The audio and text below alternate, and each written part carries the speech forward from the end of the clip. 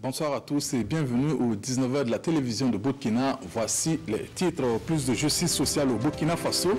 Voici le credo de l'Ocades Caritas Burkina et ses partenaires. Et comme plaidoyer pour cela, la promotion de l'éducation inclusive à travers le concept tirer la sonnette d'alarme. Une ambition réaffirmée lors de la commémoration de la journée internationale des personnes handicapées en différé. Et puis un plan endogène pour le financement de la nutrition au Burkina. L'ambition est de l'ONG Action contre la faim qui a réuni les partenaires potentiels dans les hauts bassins. Il s'agit de changer le mode actuel de financement de ce domaine basé essentiellement sur l'assistanat international. L'Ocades Caritas Burkina et ses partenaires font la promotion de l'éducation inclusive à travers le concept tirer la sonnette d'alarme. Un plaidoyer a été organisé dans ce sens en marge de la commémoration en différé de la journée internationale des personnes handicapées. Deux activités qui visent à plus de justice sociale en faveur des personnes vulnérables au Burkina Faso. Reportage de Serge Somda, Claude Vedraogo et Yacouba Goro. Aucun enfant en situation de handicap ne doit être absent à l'école. En réunissant ici les acteurs de l'éducation et les personnes en situation de handicap, l'Ocades Caritas Burkina de Dougou se fixe pour ambition d'amener les décideurs à prendre des mesures accélérées pour rendre effective l'éducation inclusive. Cette journée, nous l'avons voulu comme occasion de plaidoyer donc, en faveur bien sûr de ces personnes qui vivent avec les handicaps, et particulièrement de la frange jeune, donc les jeunes qui ne sont pas handicapés, qui ne sont pas scolarisés. Donc c'est l'occasion pour nous d'attirer l'attention des décideurs et de les convaincre dans le sens bien sûr de l'éducation inclusive. Les personnes handicapées, c'est nos enfants, c'est nos papas, c'est nos soeurs, c'est nos frères, c'est nous. Il y a l'adage qui dit que tant qu'on n'est pas mort, on n'a pas un portrait définitif.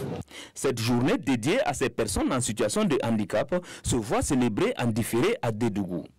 C'est une occasion pour elles d'interpeller les décideurs sur les difficultés qu'elles rencontrent. Et vraiment, nous sommes heureux que les autres membres de la société nous considèrent en organisant cette journée.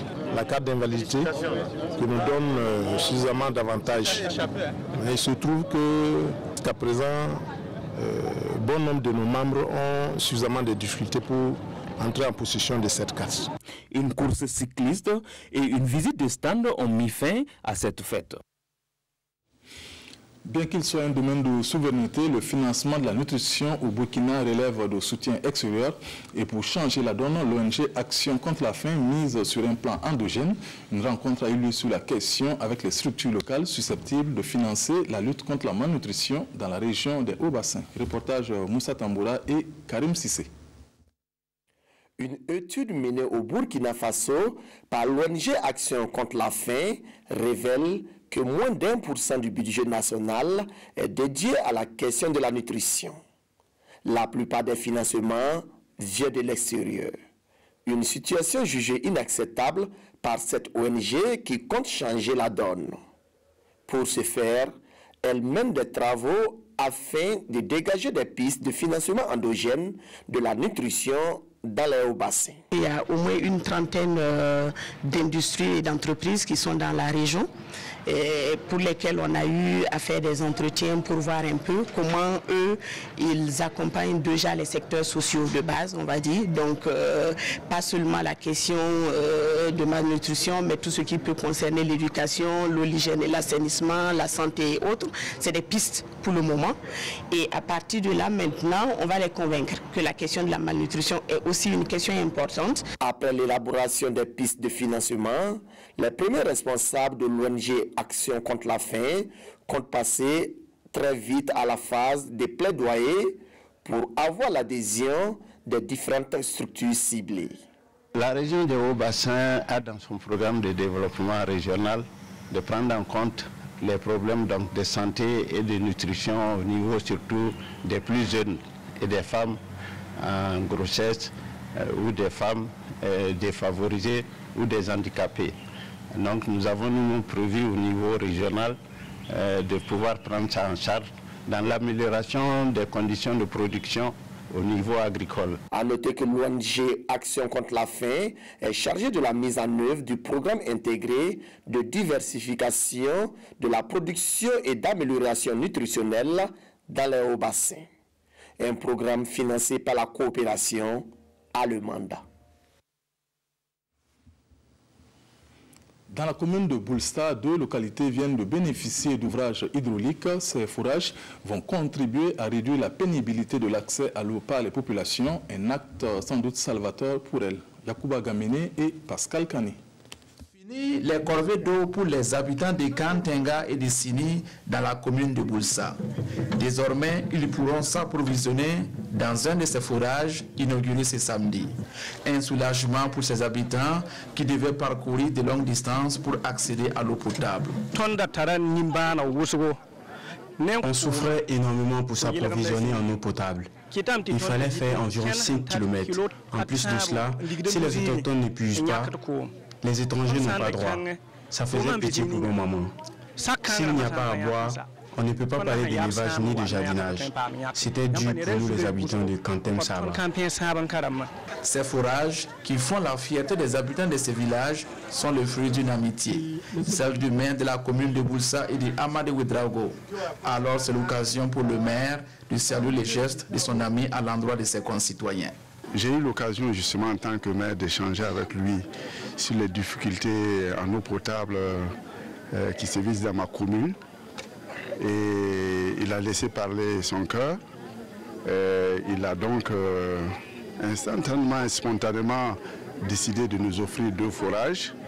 Et c'est effectif aujourd'hui, les 2 forages ont été réalisés. C'est des 2 forages positifs à pompe à motricité humaine qui sont offerts aux populations de Kampenga où nous sommes et de Sini, qui est un autre village. En recevant ces forages, les habitants des 2 villages ont promis d'en prendre soin. Des comités de gestion seront mis en place afin que ces forages puissent profiter au maximum aux habitants des villages de Kantenga et de Sini. Célébration en différé de la Journée internationale des droits de la femme. Cela se passe à Komsilga pour réfléchir sur les conditions de la femme rurale burkinabé. C'est l'association pour la promotion de l'agriculture, de l'élevage et du droit au foncier qui a institué ce cadre d'échange. Irénée Kaboré et Moussaki. Des pas de danse pour célébrer ici en différé la Journée internationale de la femme à Komsilga. Le village est situé à quelques encablures de la ville de Waïguia, avec aujourd'hui des groupements féminins intervenant dans le secteur de l'agriculture et de l'élevage. La pomme de terre que vous avez vue là, la majorité c'est les femmes qui ont fait ça. Le poivron qui est là, les aubergines, haricots verts, la tomate, les choux, tout ça c'est des femmes qui l'ont fait, ce n'est pas des hommes. Les femmes contribuent beaucoup à l'agriculture, au maraîchage, comme c'est là ici.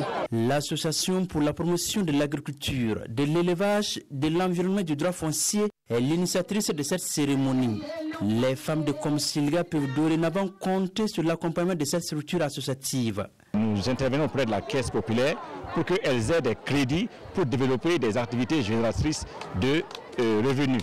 Si bien qu'à tout moment, elles ont de l'argent pour s'occuper d'abord d'elles-mêmes, de leurs maris et surtout de l'éducation de leurs enfants et des filles surtout qu'elles ont avec elles. Le village a aussi besoin d'infrastructures sanitaires et éducatives.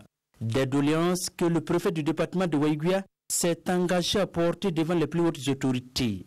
L'association pour la promotion de l'agriculture, de l'élevage, de l'environnement et du droit foncier a démarré officiellement ses activités en 2017 et intervient dans les 4 provinces de la région du Nord. L'association des professionnels de la plomberie au Burkina s'engage pour plus d'assainissement au cours d'une rencontre consacrant le lancement des activités. Les membres de la structure ont présenté leur démarche, mais aussi leur objectif, celui de mieux organiser le métier de plombier. Reportage Maxime Zongo. L'Association des professionnels de la plomberie, APP, accompagne l'ONIA dans la mise en œuvre de sa politique d'assainissement. Pour son président, une meilleure formation et un bon encadrement de ses membres contribueraient à pallier les difficultés liées à l'assainissement et à la santé des populations. La plomberie, c'est un métier noble. La plomberie, c'est un métier d'avenir. Donc, si tu as des formations, une formation en plomberie, c'est une formation qui ouvre des portes à l'insertion professionnelle. Voilà. Donc, nous disons ceci que renoncer à la formation de la plomberie serait vraiment une erreur pour la jeunesse, car elle ouvre des véritables portes issues de sortie pour l'ascension professionnelle. Créée en 1990, l'Association des professionnels de la plomberie est membre du Conseil mondial de la plomberie. La structure célèbre chaque 11 mars la journée mondiale de la plomberie. La 4e édition du festival Nyangoloko en fait a débuté depuis le 29 mars et ce pour quelques jours.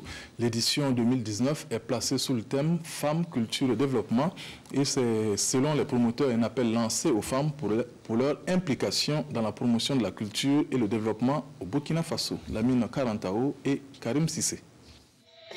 C'est officiellement parti pour la 4e édition de Nyangoloko en fait.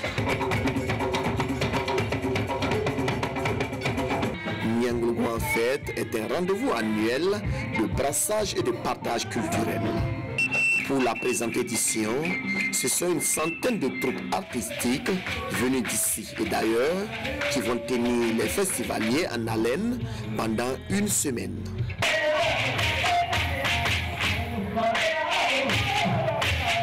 Nous voulons amener un festival au moins qui amène un plus qui intéresse chaque aspect de la vie de l'homme. En fait, ce que nous visons, c'est la cohésion sociale. Et nous l'avons toujours affirmé, nous l'avons toujours répété. Nous avons utilisé la culture comme un véhicule. Parce qu'on sait qu'avec la culture, on peut réaliser beaucoup de miracles. Femmes, culture et développement, c'est le thème de Nyangoloko en fait 2019. Il s'agit pour les initiateurs de rendre un vibrant hommage aux femmes, mais aussi de montrer le rôle déterminant qu'elles peuvent jouer dans la promotion et l'épanouissement socio-culturel d'une nation. Lorsque la femme est prise en compte au niveau des différentes sphères de développement de notre pays, les choses ne peuvent qu'aller de l'avant. Donc c'est pour encore inviter les uns aux autres à travailler avec les femmes, à tenir compte d'elles au niveau des postes de décision, au niveau sur le plan politique, à tous les niveaux, les secteurs économiques, culturels, coutumiers, tout ça, il faut tenir compte des femmes. À cette cérémonie de lancement, des attestations de reconnaissance ont été décernées à ceux et celles qui se battent pour le rayonnement du festival Nyangoloko en fait.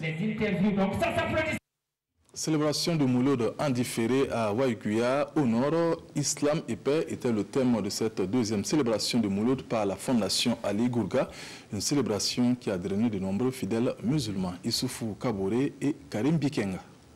Les musulmans sont là pour la deuxième édition du Mauloud à l'initiative de la Fondation Ali Gourga de Waïkuya. Cette année, ils commémorent la naissance du prophète en prêchant et en priant pour la paix. Islam wa salama.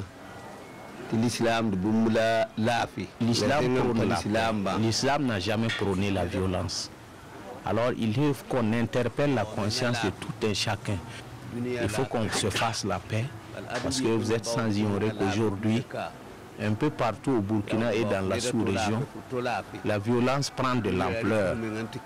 Alors il faut attirer la conscience de tout un chacun pour le mieux vivre. Et voilà ce qui a guidé le choix de ce thème, Islam et paix.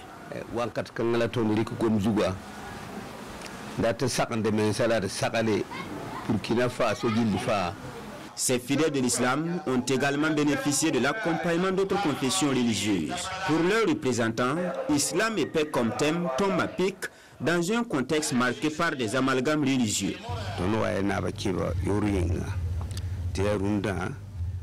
Nous sommes là, au nom de Sa Majesté Nabakiba Roi du Yatenda, pour demander avec les musulmans la paix à l'occasion de la commémoration de la naissance du prophète à Gourga. Si la société n'est pas en paix, aucun développement n'est possible.